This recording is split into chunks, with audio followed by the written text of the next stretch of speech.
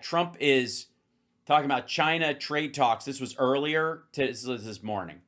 I have not seen this anywhere else except his new thing is he likes these little gatherings because it makes them look like they're working. So they've decided to do a bunch of these and turn them into like press conferences as if these are genuine roundtables. When they are just kiss ass sessions, he leaves and then they all talk to each other in little gaggles, which they would do anyways. I almost think he has to be there just so Bessent and Musk won't scream at each other. That said, again, another sign that, I heard my buddy Matt at CPT pointed this out. We don't see Trump entering a room and leaving very often anymore. It's not that he can't walk, but less and less, you're not seeing him enter the room or exit the room. It's always preset before the press comes in, and he stays seated until the press leaves. And it might be that he's just got a colon problem and his ass hurts so much that he makes such a noise when he sits down or gets up that they're afraid people will start to notice.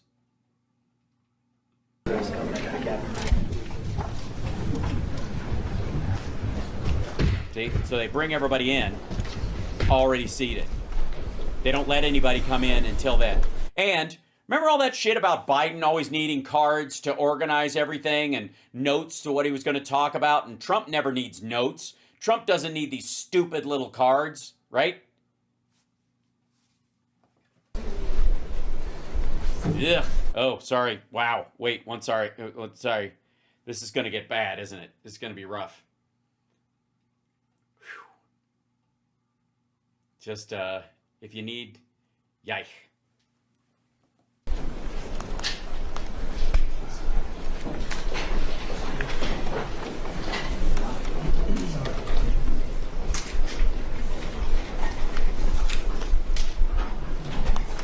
This is, by the way, Jonas Gahr Store, the Norwegian prime minister, right here.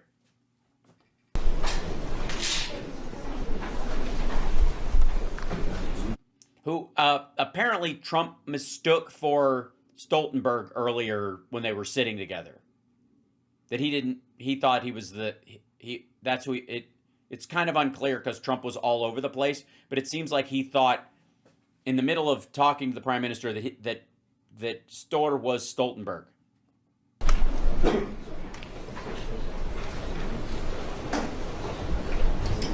Get on with it.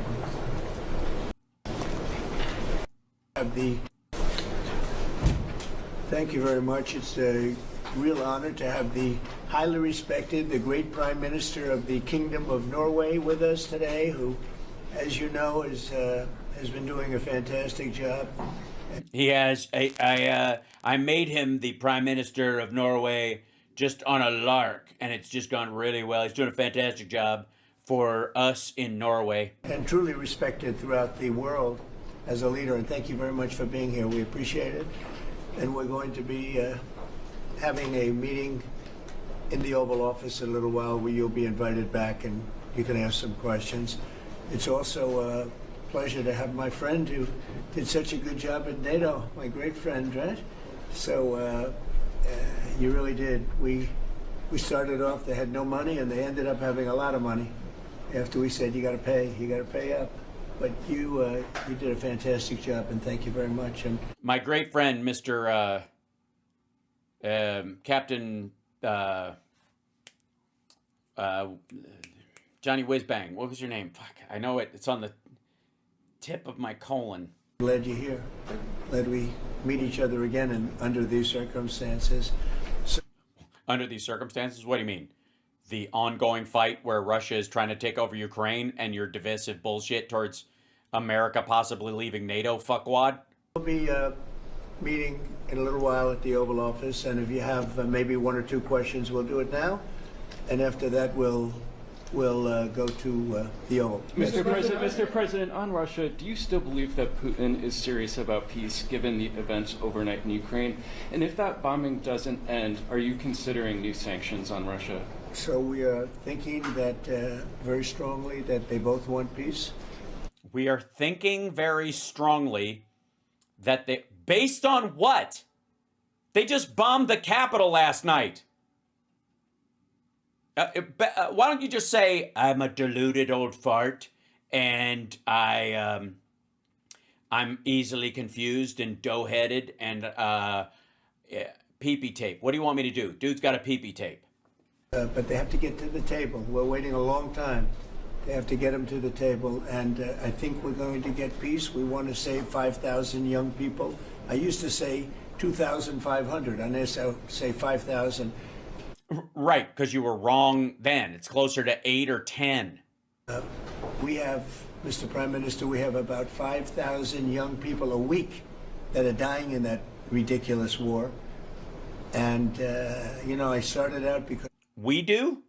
I didn't like all the money that we were paying, and then I realized how many people were dying, and that's by far the more important element right now. I'm saying we... Because you can pretend to be a peacenik like fucking Rand Paul and Jimmy Dore and all these dipshits when you don't actually give a fuck about the death or the rape victims or any of that shit. You just want to protect Russia from itself. Save thousands of people. I don't like that it takes long at all, but I think they both want to make peace. I do believe so. Why? All you're saying is you're stupid at this point. Like, what the fuck? Like, the Ukrainians would have peace in an afternoon if the Russians would get the fuck out. Get out. If the Russians left, war's over. The Ukrainians aren't going to invade. The Ukrainians aren't going to start attacking Russia. If the Russians go back to the original border, war's fucking over. Done. That's it. Ukrainians are like, yep, we're good. Well, we think some of the leaders should be tried in a criminal court. We think they declared, you know, they're war criminals. But as long as we're not going to be at war, if they get the fuck out, that would end it. Somebody needs to bring up that, like, this war would be over if Russia left. If Russia just went back to 91 borders, it's done. The Ukrainians aren't going to keep firing into fucking Russia. They aren't going to do it. There's nothing in it for them. They will simply stop. They will seek other remedies monetarily and in terms of justice for their dead. But they won't fucking nuke the goddamn place or threaten to nuke it from here to eternity the way the Russians do. The whole thing would end if Russia got the fuck out. Get the fuck out. And the idea that you think they both want peace equally is insane. Ukrainians want peace, but they don't want to surrender to get it. A lying peace. The peace of slavery, which isn't peace. And the Russians want Ukraine. They want it destroyed or for it to cease to exist or to claim it, or preferably all of the above. And then Poland's next. There's a lot of hatred there. There's a lot of very bad blood, a lot of distrust. But I think... Gee, what country was it spilled in, fuckhead? All that bad blood? Where was that blood spilled? Was it spilled in Russia? Was the blood spilled on Russian territory? That bad blood? I hope we're going to get there. This was supposed to be one fucking phone call. Maggots, explain yourself. Hold on. Do we have any trolls today? Are there any? Hit the like, everybody. Share the show. It annoys maggots. Are there any maggots in here who are still, like, refusing to apologize to the fucking planet for buying his one phone call? I know exactly what I'm going to say to him. This would be over so quickly and it never would have happened. Nonsense. For real. Do any of you still believe that shit? Does a single one of you not now know that you were fucking flim-flammed? That you bought a bill of goods. It wasn't even about him selling it. You bought it. You got suckered. Just like you did with the fucking tariff nonsense. And the idea that it's gonna work out is insane. He's just recoiling from the damage he made. Crickets from the maggot crowd. Fucking crickets. And you know what? I give you credit if you're not saying anything, because at least you're in a moment of reflection, you are silently realizing that you were a fucking sucker. You bought this dude's line of bullshit. Because I think we can both agree, however you feel about the Ukrainians and the Russians, it's been longer than a day. They've had more than one fucking phone call. Fucking nothing from these assholes. A lot of young people that are dying. Also, sorry, the middle-aged people who die mean less, I guess? What are you worried about, the adrenochrome farm you won't be able to run anymore? I have my own deadline. And we want to... Yeah, we know. It was November 6th. That was your deadline, right? A day after the election. That very night, shit, before you're even sworn in. Even if you give you to January 21st, the 22nd was the absolute outside deadline. Nothing. And it's not going to change. There's not going to be a permanent ceasefire this year. It's just not going to fucking happen. And Russia thinks you're fucking hilarious. They are laughing their ass off at your dough-headed servitude to fucking Vladimir Putin. Be fast, and the Prime Minister is helping us. He wants it to be fast too. And I think everybody in this, at this time in NATO, they want to see this thing happen. They want a lasting peace, which means Russia, get the fuck out. We have a deadline, and after that, we're going to have a very much different attitude. But I think that has a very good chance of getting done. Okay, what happens if it doesn't? I'll tell you what. Another fucking kiss-ass Vladimir Putin deadline.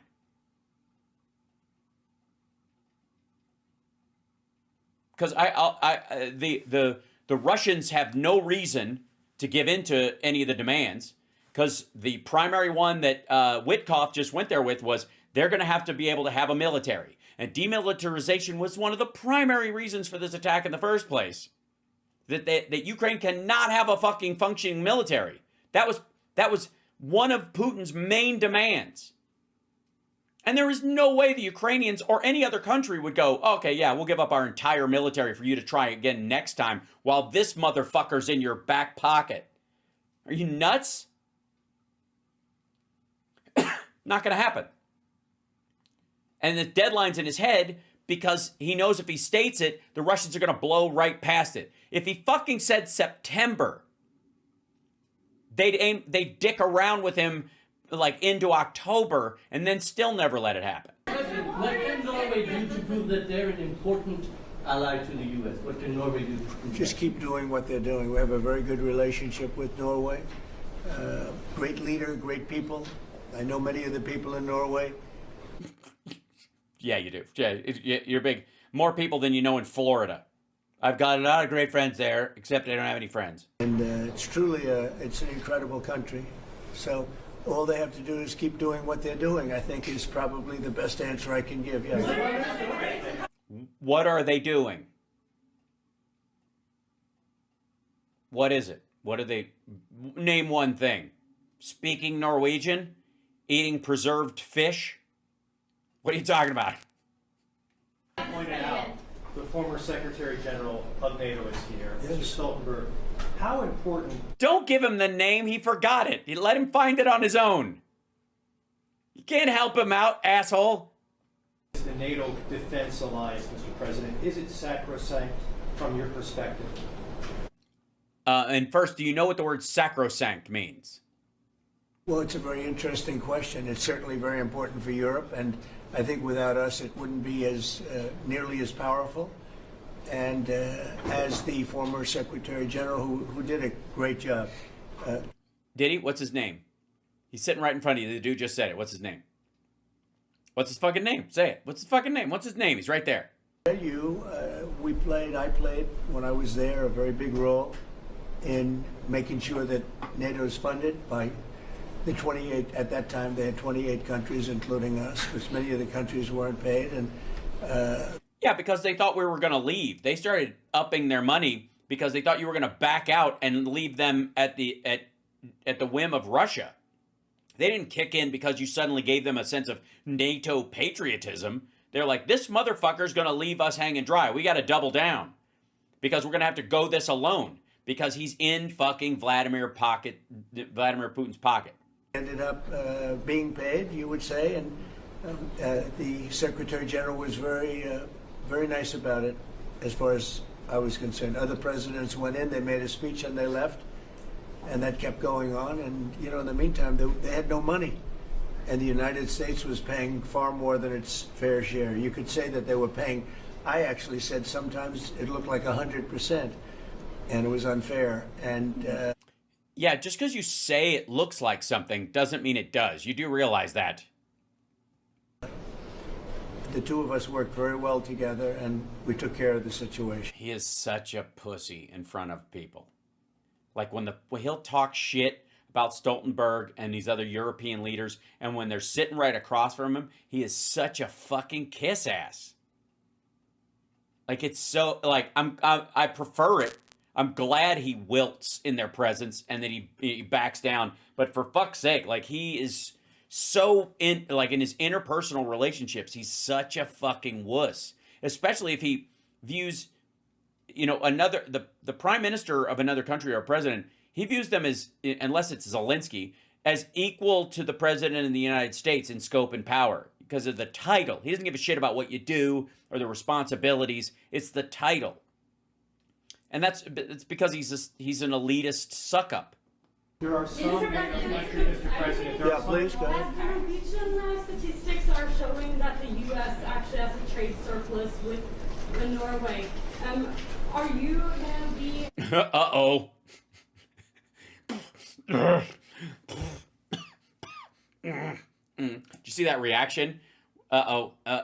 Facts incoming. Isn't somebody supposed to dive in front of him when somebody presents a fact to him? So she says, in case you didn't hear that, the U.S. has a trade surplus with Norway. They have the deficit. Has a trade surplus with Norway.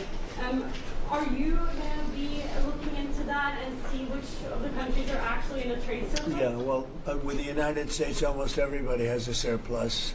But not in It's really an Norwegian numbers. it's an amazing phenomenon. No, the other way around. He doesn't even get what she's saying. A surplus of a couple of $1 billion, I think you have with it. I congratulate you. That's very good. We got to get a little bit of that for ourselves, maybe. But they do have a surplus. Norway has a surplus. Mr. President, in the current tariff situation, analysts have pointed out that the U.S. actually need allies. Do you consider Norway as a possible ally in the situation? I think Norway's always been an ally. They've been somebody we've been very close to, very friendly with. Maybe They're a very white country. more so now with me than other people, but Why? You think Biden or Obama had a chip on his shoulder about the Norwegians because they're blonde? What the fuck are you talking about? Yeah, everybody had it out for the fucking Norwegians till you showed up. I think Norway's always been a great ally, yeah. It's a very Norway's been a friend. That's a very strange question, actually, because the US is our lead ally, and we build on a relationship which we will talk about now, Mr. President. But Yeah. it's of high relevance, and I'm very happy that we have Secretary of State and Secretary of Defense. Right. So this is a very strong tie. But it was a question about ally in the tariff situation specifically. Tariff situation. Yes. Oh, well, that's we're talking about a little bit different subject then. We're talking about a different type of ally. No, in this case, he would be very much inclined to be an ally of Norway because he wants to make the best business deal possible. And Norway, Sorry, the prime minister is an ally of Norway?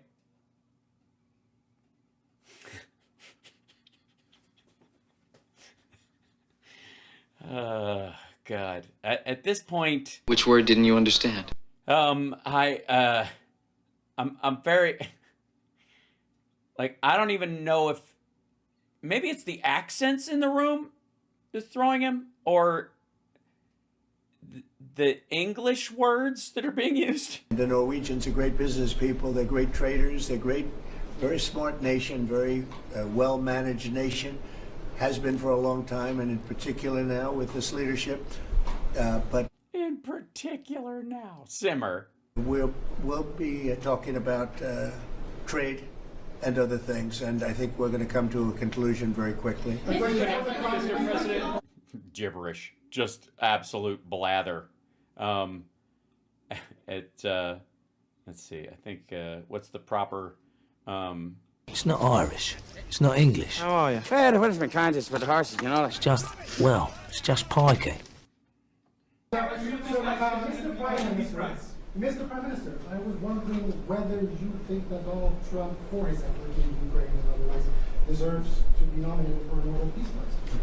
Oh, that's a good one. So, do you think Trump deserves, for his help in Ukraine, deserves to be nominated for a Nobel Peace Prize? Well, I salute President Trump for having been taking very important initiatives to get this conflict towards an end, which both parties deserve.